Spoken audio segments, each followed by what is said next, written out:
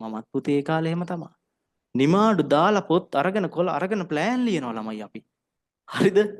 Master plan ගන්න. දවසයි දෙකයි පුතේ. ඉස්කෝලට යනවා, පන්ති වල සුපුරුදු පරිදි යනවා. ආයෙත් පුතේ අර රේල් පාරෙමයි දුවන්නේ. ඒ රේල් පාරෙන් දෙපැත්තට පයින්නවත්, එක්ක මැදටවත් පයින්නවත් එහෙම නැහැ. ආයෙත් අර රේල් පාරෙම යනවා ළමයි. පුරුදු පාරෙම යනවා.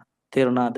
ඒ නිසා කොච්චර ප්ලෑන් ගැහුවත් දැන් අවුරුදු 11ක් තිස්සේ පුතේ ඔයා මාර ගේමක් ගහනවා මේක ගොඩ දාගන්න හරියන්නේ නැහැ.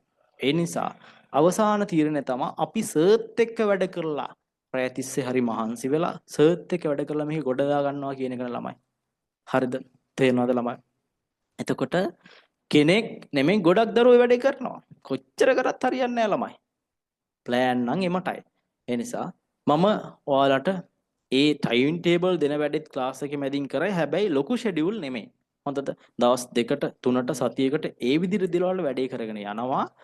මගේ අර ඔයාලට සමහර දරුවෝ දන්නවා ඩස්ටින් මෙතඩ් එක, වයිට් බෝඩ් මෙතඩ් එක මේනකොට මගේ ඔන්ලයින් ක්ලාස් එකේ හිටපු දරුවෝ කරගෙන යනවා නේද? ඔය මෙතඩ් දෙක තුනක් තියෙනවා. ඕවත් දාලා තව අලුත් වැඩ ටිකක් තියෙනවා මේ පාර.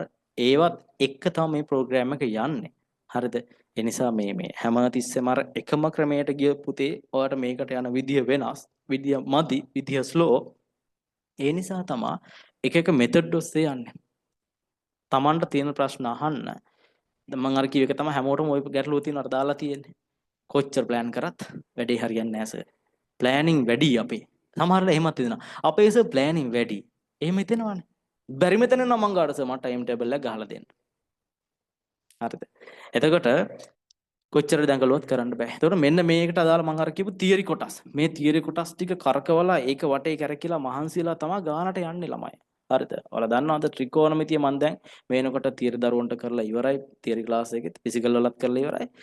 දැන් අපේ ළමයි දෙයියන එක ළමයි හදනවා. හරිද? එතකොට ත්‍රිකෝණමිතිය ඔයාලා හිතන තරම් මම මේක ගැන කියන්නේ ත්‍රිකෝණමිතිය ආපු නිසා